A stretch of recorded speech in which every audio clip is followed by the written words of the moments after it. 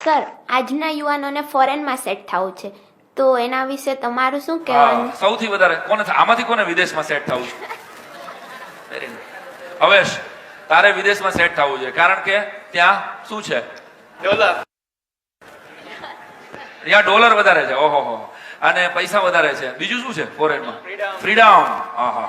Freedom કોને કહો છો તમે? કે રખડવું, મોજ કરવું, જે ખાવું હોય ખાઈ શકાય, જે પીવું હોય પી શકાય, આને ફ્રીડમ કહો છો તમે. ચાલો 12 વાગ્યા છે, 1 વાગે હું તમારા બધાના મમ્મી પપ્પાને બોલાવીને કન્વિન્સ કરાવી લઉં, 6 જણાને એટલીસ્ટ, આ કોલેજ વધી, કે ભાઈ આ લોકોને ફ્રીડમ નથી એટલે આને ફ્રીડમ આપી દો. તો તમે બોયઝ એન્ડ ગર્લ્સ રેડી છો? 1 વાગે તમે તમારી જિંદગીના તમામ નિર્ણયો, 1 સિગરેટ તારા ખર્ચે કમાઈ શકે તું પહેલા અત્યારે વિચારજે.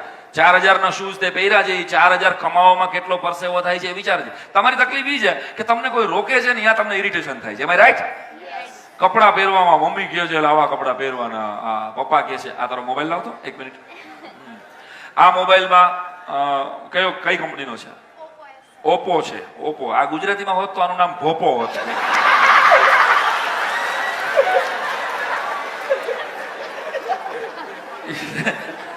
આ આવેલું ભેગું, આ તે લીધું કવર, રાઈટ? 10,000 નો હશે આ મોબાઈલ. 20,000. 20,000 નો ઓપ્પો મોબાઈલ છે. તો 20,000 નો મોબાઈલ છે, પણ એની સાથે કવર નથી આપતા. આ કવર કોને કર્યું? આ તે કર્યું. તે જુદું લીધું. શું કામ આ કવર? 20,000 નો મોબાઈલ છે, કંપનીને જરૂર નથી લાગતી કે આ કવર આપવાનું. આ તે શું કામ કર્યું? એની સેફટી માટે. Is it? એની સેફટી માટે. આમાં સ્ક્રેચીસ ન પડે. આ પડે તો હાવ તૂટી 20,000 પાણીમાં ન વ્યાજે, રાઈટ? એના માટે બસ આ એક જ લીટીનો વાત છે મારી, કે 20,000 ના મોબાઈલમાં સ્ક્રેચીસ ન પડે, કે ડિસ્ટર્બ ન થાય, તૂટે નહીં, તો એને કવરની જરૂર પડે.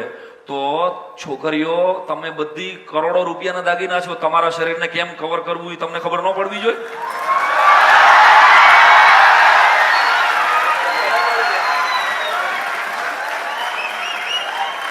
સો કયા કપડા પહેરવા ને કયા કપડા ન પહેરવા, અને આપણે કઈ બહુ કાઢ લેવા જેવું નથી.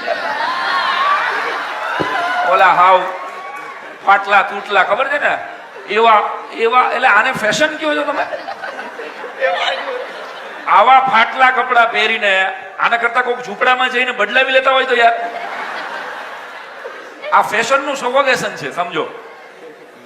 વસ્ત્રોથી આધુનિકતા વસ્ત્રોમાં નહીં, આધુનિકતા વિચારોમાં હોવી જોઈએ. 1 લીટીનો વાત જો તમે અહીંથી લઈને જાઓ તો સૌથી મોટો દાખલો. સ્વામી વિવેકાનંદ શિકાગો ગયા ત્યારે સાફો પહેર્યો હતો અને ભગવા કપડા પહેર્યા હતા અને પગમાં પાર્ટી શૂઝ પહેર્યા હતા. એટલે કોઈક અંગ્રેજે કીધેલું શિકાગોની બજારમાં કે સ્વામીજી, તમે અમારી સંસ્કૃતિને ક્રિટિસાઇઝ કરો છો, પણ તમે સાફો તમારો પહેર્યો છે, કપડા તમારા, શૂઝ તમે અમારા પહેર્યા છે, તમે અમારી સંસ્કૃતિને ક્રિટિસાઇઝ કરો છો, તમારા શૂઝ અમારા ન પહેરવા જોઈએ. ત્યારે સ્વામીજીએ જવાબ શું આપ્યો હતો ખબર છે? એને એમ કીધું હતું કે હું મારી સંસ્કૃતિને માથા ઉપર રાખું છું.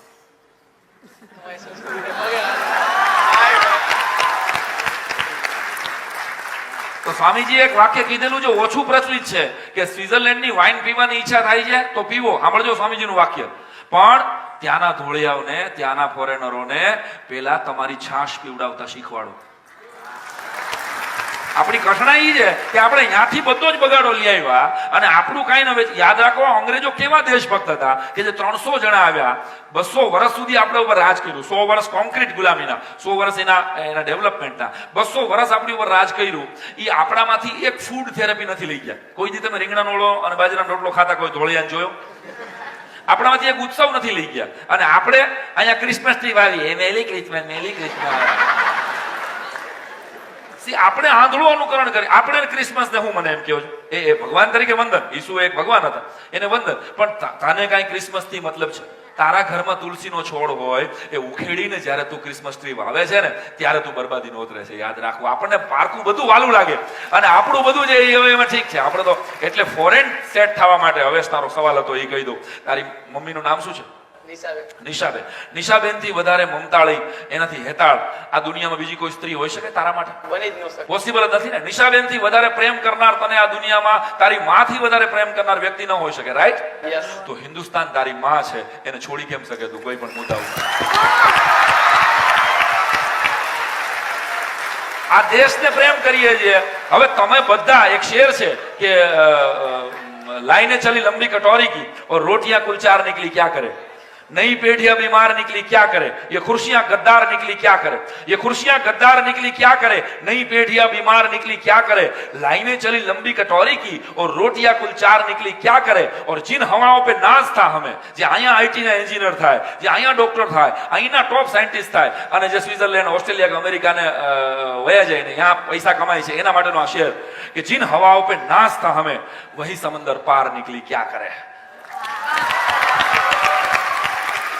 ત્યારે દેશ આ છે, આને 100 વર્ષ પહેલા, હજારો વર્ષ પહેલાનો ઇતિહાસ તપાસજો.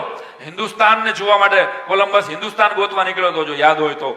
કોલંબસ ભૂલથી અમેરિકા ગોતી આવે છે. આખા વિશ્વને ઇંતજાર તો ભારતનો હતો ભાઈ, કે આ દેશ ક્યાં છે. આપણા જ રોમા રોલા નામના એક ફ્રેન્ચ ફિલોસોફરે એમ કીધું છે કે તમે આખી દુનિયા ફરી આવો, પણ જો તમે ભારત ન ફર્યા હો તો તમે આખી દુનિયા ફર્યા ન કહેવાય. અને એક ભારત સાચી રીતે ફરી લો, પછી તમારે આખી દુનિયા ફરવાની જરૂર નથી દોસ્તો.